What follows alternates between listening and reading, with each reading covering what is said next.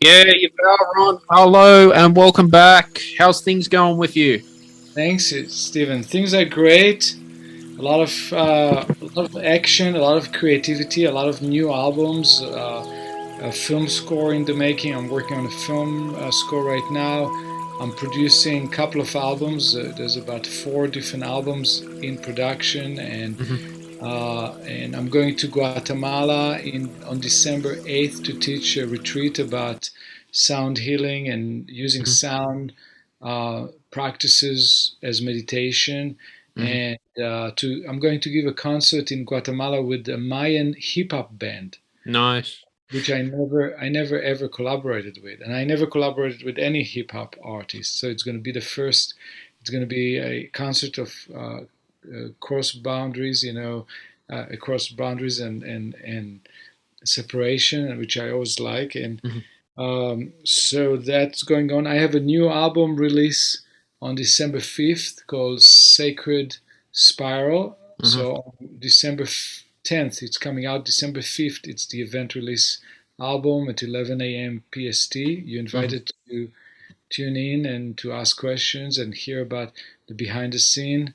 This album is featuring an incredible singer named Uyanga Bold from Mongolia who Hmm. sang for me, and she sings on a lot of video game scores and film scores. She sang on the last Disney movie Mulan, and Wow. she's an incredible singer, and she sings on all the tracks, and each track is a different style of music, and it's all kind of ambient, experimental, meditative style of music. It's going to be interesting. Yeah, I saw you published a couple of tracks on Insight Timer as well. Good on you for that. That you're Yeah. still doing that as well. Are you going to be recording this retreat with this band and publish it on YouTube? We're gonna videotape the concert with a Mayan hip hop band called Balam Ajpu. We're gonna record it, and then we'll see if the video is good. We'll release it on social media and maybe use it to try to bring them to Los Angeles, where I'm based in, for to do a big concert in Los Angeles. So we're gonna document it, but I don't know if we're gonna release it. Um, so and the residency in Lake Atitlan in Guatemala, it's not going to be recorded. It's classes and master classes and sessions that I'm giving, and just the people who are going to be there will be able to benefit from it. That's so cool that you're doing that. I've been writing music myself, busy on YouTube and the podcast too, Yuval. So I'm still hanging in there, Good, and good, I still keep going as well. good. I heard some good news from Australia this week that they are letting people go out finally. Yes, That's good yeah, news. it's not been easy. People got to get COVID tests, and they have to pay for it. Uh-huh. Yeah. But I heard that nobody could travel out. Nobody could Mm, go out for a year and a half. yeah, it wasn't good. We had a second lockdown in Sydney. What about Los Angeles? Do you have any lockdowns since? No, no, there was one lockdown in the very beginning Hmm. in March 2020, and since since June, everything is open and people are wearing masks indoors, but Mm. that's all. And, people have to do COVID tests and to show vaccinations, but numbers are much, much, much better. There was a surge of the Delta variant in August, in Mm. July, August, over the summer, but there was no lockdown. People just kept going, and the numbers now have been going down, so things are getting better. Yeah, hopefully they get better for the music industry too Yeah. and start seeing live concerts, Yuval. Right, right. That's very true. I'm giving two concerts in Los Angeles on December 17th and December 18th, Hmm. and but there's not much of other concerts and touring because a lot of theaters, a lot of venues are still closed, are still not back. Hmm. And do you plan to tour Australia in the future once Yeah, things calm certainly, down? certainly. Yeah, yeah. We really hope. We have some fans in Australia, Hmm. both on the west and the east coast, and I think most on the east coast. But some in Perth and some certainly in Melbourne and Sydney. We have fans, so we really hope to come and tour there. That'll be so cool. Hopefully, I can go and watch you play live too. Yeah, that would be great. Yeah. And what else is happening beside music with yourself? Beside of music, Hmm. I'm raising two kids, who are 13 and 17. Mm. And my daughter is 17, my son is 13, and supporting my wife and my kids, helping them going through these very challenging times and keeping the morale up. And Mm. uh, I do gardening in my garden. We do bicycling.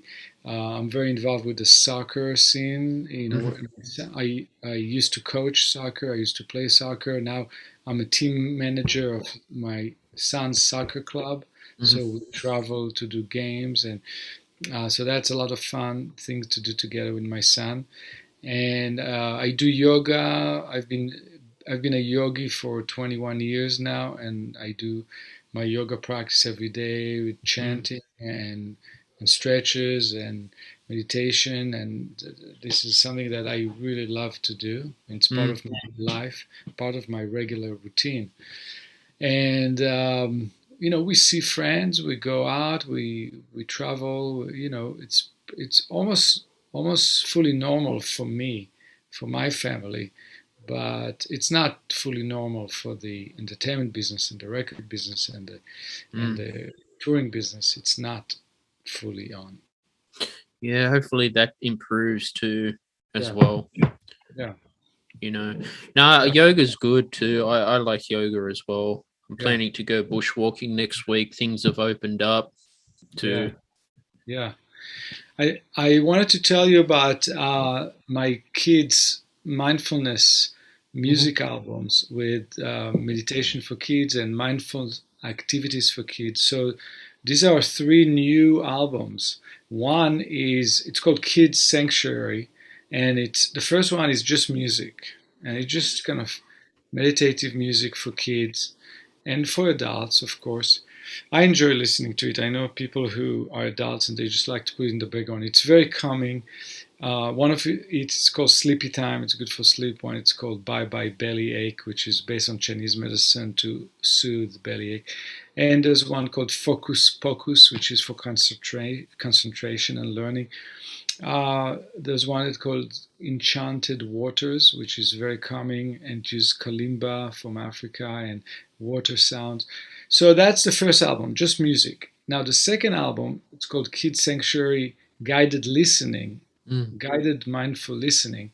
My son Julian recorded a script that was written by a Montessori educator named Sophie Timpers, Hmm. who is my partner in this project, and she's a mindfulness teacher for kids and Montessori teacher for kids. And she wrote the script, having the kid narrator, my son Julian, leading the children on a journey of listening to the different elements in the music and the different sound effects of the music before they hear the music. So we guide them through just listening to single elements, and then later they listen to the whole piece together, and they have to find where are those single elements that they heard in the beginning. So it's kind of a play, it's kind of a game, and that it's a mindful practice because the kids have to focus on one thing. They have to focus on the sense of hearing.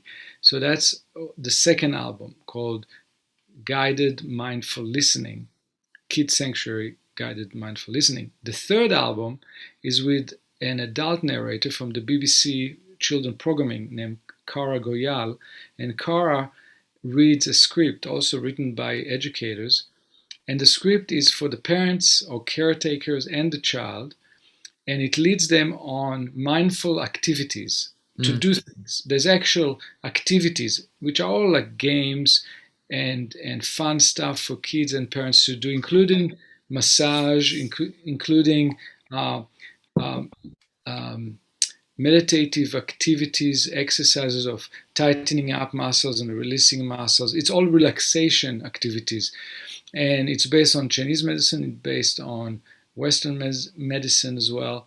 And so the music is in the background, and the narrator leads the kids on that activity.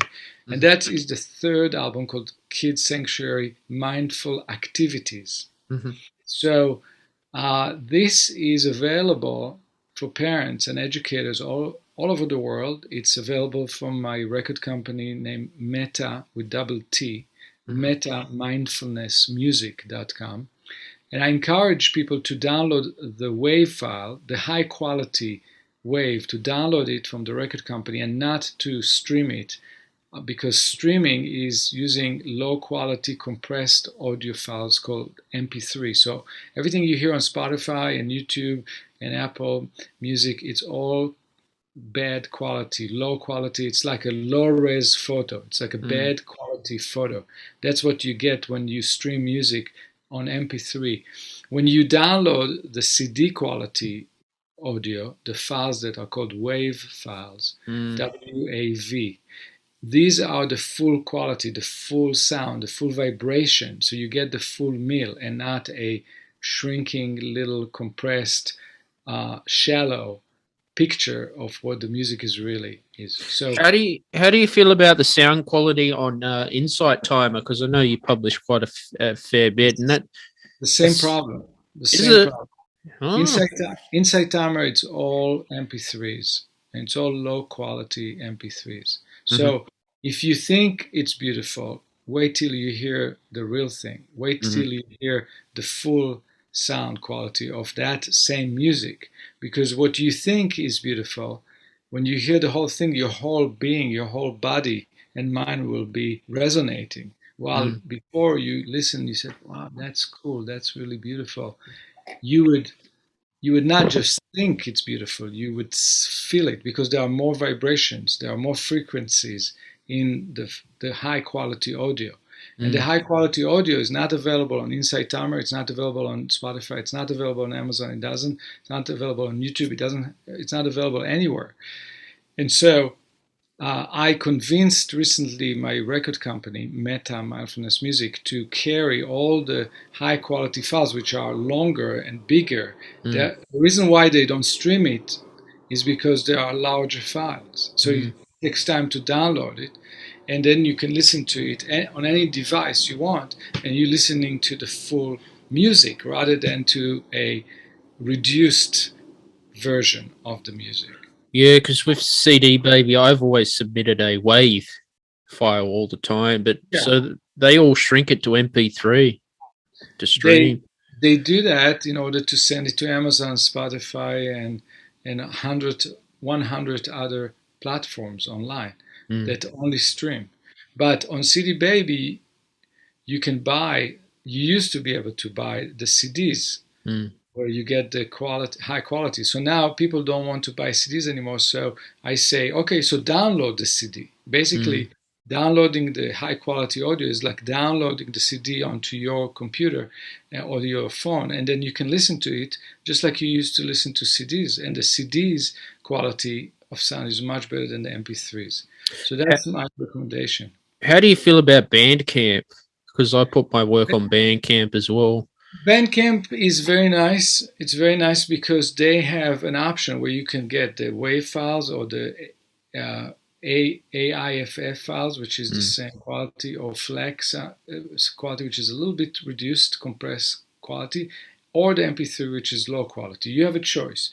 You can get any of those. So, and Bandcamp has all the liner notes of an album. You have the information, you have the credits, who played on it, who wrote it. Amazon used to have it, and in the last 2 years they took all the information out. When you go to buy music on Amazon, and the same with CD Baby. CD Baby used to have an album page for each album with credits, with liner notes. Same in Amazon. No longer. They took it all down. You buy music and you have no idea who played on it, who arranged it, who produced it, who composed it. Nothing. As if the public is just dumb, numb, and ignorant, and it's good to keep them in that state. That's the outcome of this policy, new policy of Amazon and CD Baby. They got lazy. Who cares? Who cares about the credits for the musicians? Who cares who arranged? Nobody cares. The audience is dumb. The audience doesn't need it. Who cares? So it's not worth even our time to pay somebody $15 an hour to type in and maintain that database for the public. Like it always been part of the record industry since the beginning of the record industry until today. There was a tradition that you always provide the audience that buy the music the information: who played on the music, who arranged it, who produced it, who composed it. This is very, very important. No longer in our world, this is considered not important. And so Bandcamp still keep that information for the public and the audience, and I appreciate that.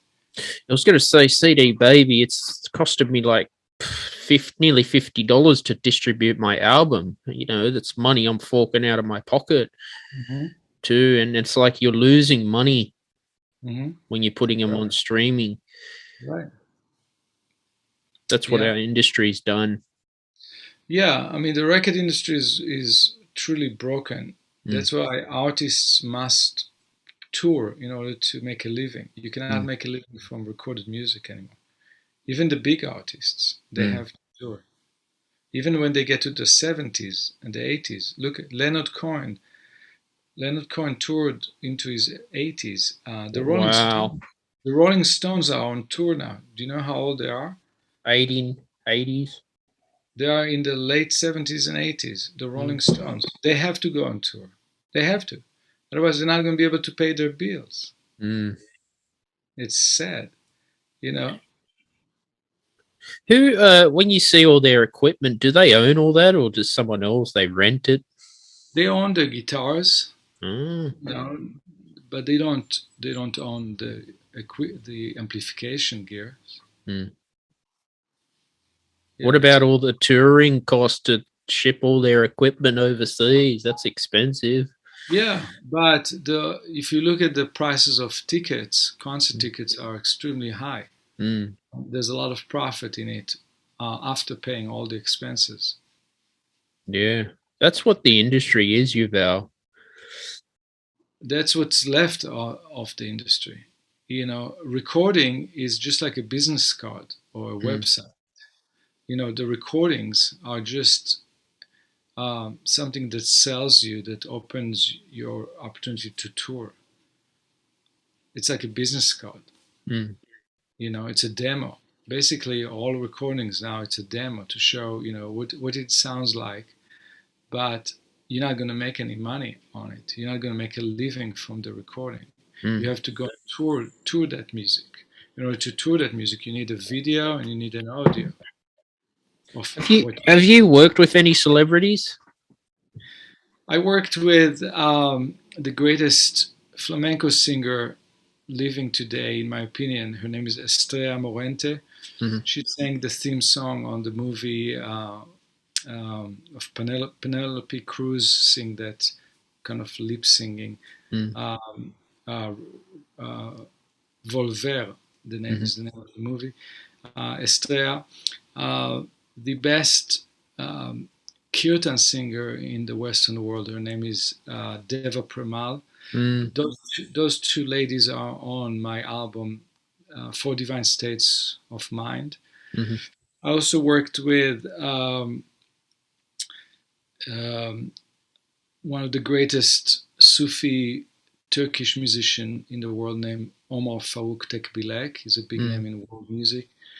I worked with James Hood, who was the drummer of the Pretenders, and he's a hung player.